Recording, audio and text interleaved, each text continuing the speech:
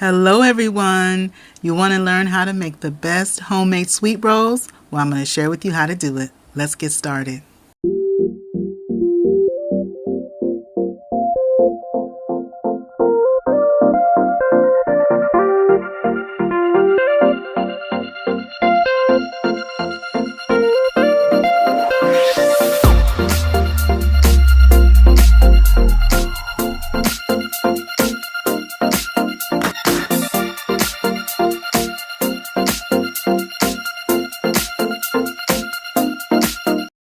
So for our sweet rolls, I have 1 cup of milk. I'm using 2% milk, but you can also use whole milk. I've warmed my milk to 115 degrees. Now, if you don't have a thermometer to gauge the temperature, you want to warm it. You don't want to overheat it, because if it's too hot, then it's going to kill our yeast. But you want to warm it to, if you put your finger in the milk, you can keep it in there for at least 3 seconds without taking it out. You'll be right around that 115 degree mark. So next I put in some soft butter, and that was 1 stick, which is the equivalent of half a cup of soft butter. And then this is 2 large eggs that I have at room temperature. And the butter I'm using is salted butter, and you do want to use salted butter in this recipe. Next I'm putting in some sugar, and this is a half a cup of regular granulated sugar. Now so far in my mixing bowl I have my 1 cup of milk. I have 2 large eggs at room temperature, a half a cup of sugar, and 1 stick of salted soft butter. Now this is my yeast that I'm going to be using, and we're going to be putting in 2½ teaspoons of yeast. If you are new to my channel, I want to welcome you in, and if you're a returner, I want to thank you for coming back. My name is Dyvonne, and on my channel, I love to share what I cook and bake for my family in my kitchen. I especially love baking, and for me, sharing what I am baking, it's a visual journal for my children, my nieces and nephews, for the ones that call me Auntie and the ones that call me Thea. And so I hope that you enjoy my channel, and if you enjoy the content, you consider subscribing. So once I have my yeast and my mixing bowl, I go ahead and I turn on my mixer. Now, I'm using a stand mixer, but if you don't have a stand mixer, you can do this in a large bowl. Now, next we're going to put in some salt, and I put the salt in at this point in time because sometimes if the salt mingles in with the yeast too quickly, it can sometimes keep the yeast from rising to its full potential. And so I've always been taught to put the salt in a little bit later, not all at once with the yeast. So I went on and added the salt, and that was a half a teaspoon of regular salt. Now in the description box, I will have a list of all the ingredients that I'm using to make these wonderful sweet rolls that have a little bit of that zest of that lemon in there, but I'm going to share with you and show you how to put those ingredients together. So next I'm going to spoon in my flour. Now I'm using regular unbleached all-purpose flour, and you see spooning it in, and then I wisp off the top to even it out. And the reason why I like to do this is it keeps me from packing too much flour into my measuring cup, because if we have too much flour, then our ratio of our recipe is going to be off. And so spooning your flour in just like that, keeping it nice and light, and you're going to spoon in the flour. Now total we're going to be using 4 cups of flour, and then if need be, we'll add another 1 or 2 tablespoons if need be, because we're looking for a particular consistency when it comes to making our dough. And so total, we're going to put that 4 cups. I wisp off the top of the flour. I tap on the sides just in case I have little air bubbles in there. I want to make sure I have that 1 full cup that I need. Now, something that's really nice is that you can make these rolls a day ahead of time and then put them in the refrigerator and then bake them off the next day, which is great for like Mother's Day or getting together for a brunch. You can take them and bake them when you arrive to your destination, and so that is really nice. So you can make these ahead of time. Now, once I have all my flour in, I go ahead, I start my mixer off on low, and we're blending everything together until there's no more dry flour. You really don't see much dry flour, maybe a little bit left in the bottom of the bowl, but for the most part, about 95% of everything has been blended together. I go ahead and I unplugged my stand mixer. Before I start to remove my paddle, I'm going to be switching from my paddle to my dough hook, and my dough hook is going to do that kneading process for me. Now, if you were making this recipe without using a mixer or either a stand mixer, So you would blend everything together using a spatula in a nice big bowl. Once it gets nice and sticky, and see how my dough is nice and sticky, and it's not smooth yet, so it's nice and sticky and it's all blended. Once it's like that, then you want to go ahead and turn it out onto a lightly floured surface, and you're going to knead that dough for about 10 to about 11 minutes, about 10, 11, 12 minutes till it's nice and smooth. Now since we are using a stand mixer, I'm just going to switch that dough hook that I showed you there. I'm going to get my dough hook going on a low. Now our dough hook is going to eventually start to capture our dough, and then I'm going to boost up from like a low speed up to like a medium speed, and you're going to see the dough is going to start to really knead. It will gather around the hook and start to pull away from the sides of the bowl. It's also going to become from a sticky dough to a more smooth dough, a more supple dough. And so you'll see as we go, and you see how the dough is starting to move up my hook. And our dough will become a lot smoother, and that's the same texture that you would be looking for if you were kneading it on your countertop. So it's looking good. It's pulled away from the sides of the bowl. It's gathering up the hook. It's starting to form this like ball basically that's in our bowl. And so it's looking really good. It's looking like it's smoothing out. And so I let this go for about maybe 5 minutes to about maybe 6 minutes or so. And we did not need to add that additional 1 or 2 tablespoons. The only time that we would need to add that is that if we're mixing it and the dough stays super sticky and we can't get it to really form a nice cohesive ball. And in our stand mixer, if it's not starting to pull away from the sides of the bowl, it's just still too sticky, then we would need to add the additional 1 to 2 tablespoons of flour. I'm going to use here dough scraper, and if you don't have a dough scraper like I have here, you can use a spatula, and this just aids me in really just kind of lifting the dough out of the bowl. And so I make sure that I get all of the dough, anything that happens to be in the bottom, want to make sure we get all that out. And then I have here a large bowl that I have gone on and I've buttered. And so I have my large bowl that I've buttered, and you see how our dough is. It is so nice. It is so soft, and it feels nice and rich. This is a beautiful dough. And you see when I stick my finger right there, you see just how nice and soft and supple this dough is and how nice and smooth it is. And so I have buttered my large bowl. Then I take my round dough, I go ahead and I just flip it a couple of times just to coat it in that butter. And then now I'm going to put some plastic wrap on top. We're going to let this rise until it's double in size. Depending on how warm your kitchen is, it could take as quick as 45 minutes, or it could take as much as an hour to an hour and a half. But kind of just check your dough to see how it's doing. Put it in the warmest place in your kitchen and just let it go ahead and double in size. So I'm going to put this aside. We're going to let it double in size, and we're going to come back and check on our dough. So my dough is just about doubled in size, and so now I'm going to work on our filling. For our filling, I'm going to zest a large orange, and so we wanted the zest of a large orange because we need 1 tablespoon of zest, and that tablespoon of zest really enhances our sweet rolls. It gives it that nice, beautiful, just summer, spring taste, and it's just wonderful in these sweet rolls. And so we have our 1 tablespoon, and you just want the zest. You want to make sure that you don't get any of the white part. You don't want any of that part because that part's rather bitter, and so we just want to make sure that we have our zest. So I'm going to add that to my 1 stick, which is half a cup, my 1 stick of softened butter, and this is salted butter, so it's nice soft salted butter. Now to that I'm adding in 1/3 cup of sugar and 1/3 cup of packed light brown sugar.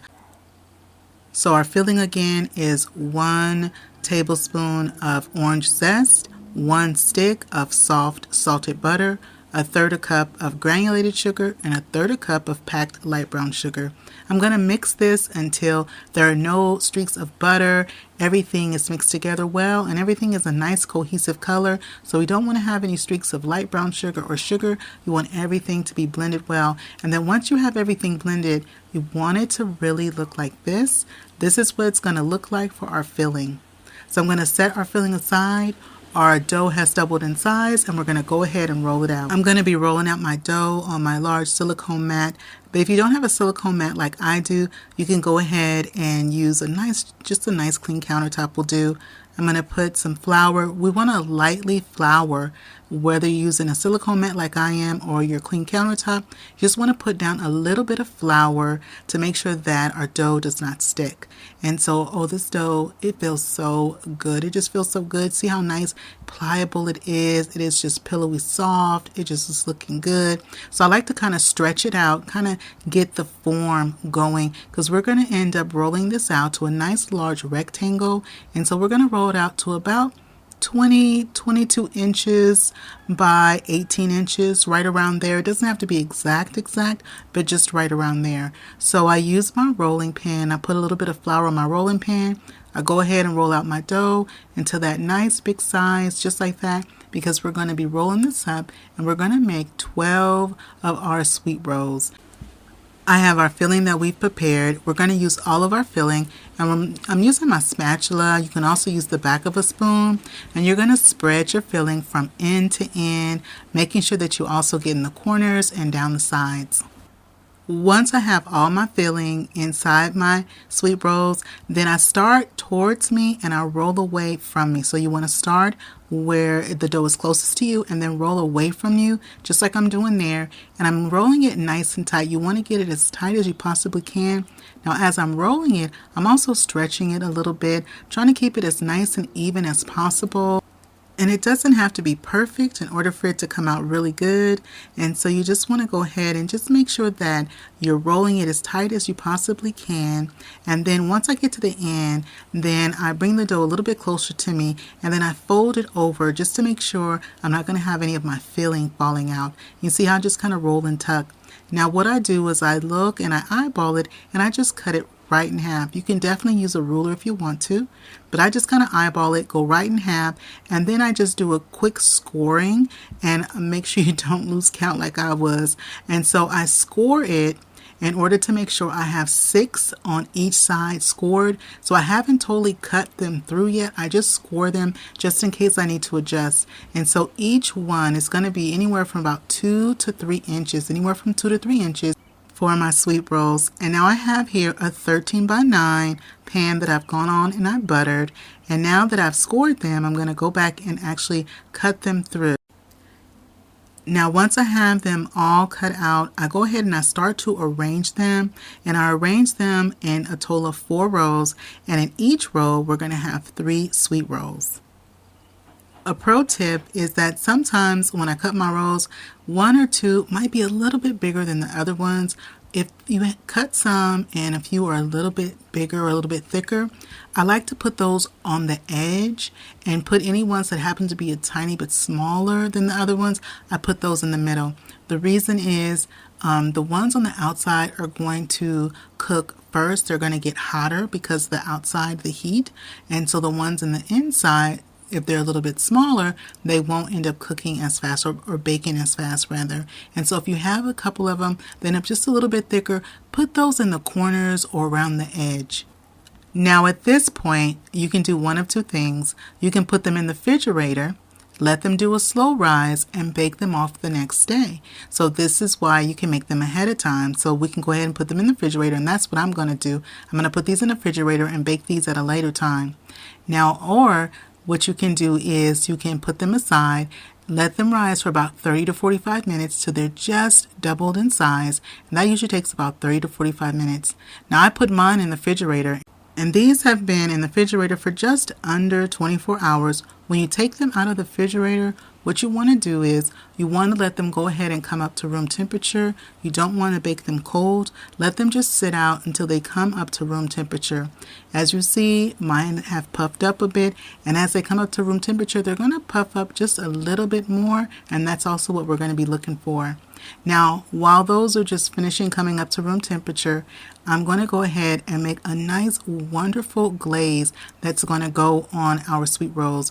For my glaze, I'm using 4 tablespoons of soft salted butter. I go ahead and I mix that, just kind of mixing it around in my bowl.